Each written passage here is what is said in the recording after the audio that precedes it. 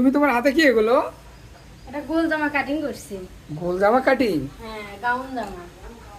জামাটার নাম কি? গাউন জামা। গাউন জামা। এটা কি মেয়ে মানুষের জামা? হ্যাঁ। কেমন হয়েছে দেখি? এটা হচ্ছে বডি। মানে বডির পার্ট? হ্যাঁ। আর এটা হচ্ছে বুকে ঝাড়ল হবে।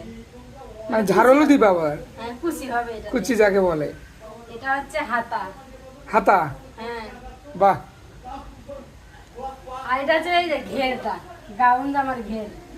তো দেখতেই পাচ্ছেন গাউন জামার ঘের এখনো তৈরি হয়নি, বাট কেটে নিয়েছে সুমি। হ্যাঁ, তৈরি করবো।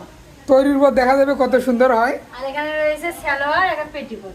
ও, সালোয়ার আবার পেটিকোট। হ্যাঁ, এটা তোমার হচ্ছে মজুরির দাম কত? আচ্ছা, ওটা থাক। না না, শুনি মজুরির দাম? একটু শুনি। বেশি তো দেয় না। কত দেয়? এক সেট 150 টাকা দেয়। 150 টাকা দেয়। তো একটা জামা আর পেটিকোট সঙ্গে হচ্ছে পায়জামা নাকি, তিনটা তৈরি করলে দেয় 150 টাকা। এটা কম হয়ে গেল না তোমার জন্য? 220 টাকা দেয় তিনটা। ও, ভুলে গেছে, 220 টাকা কম হয়ে যায়নি? এখন গ্রামে বুঝেন না, গ্রামে তো এরকমই দাম দেবে, শহর হলে দাম বেশি দিত। যাই হোক, তো আপনারা সকলে ভালো থাকবেন।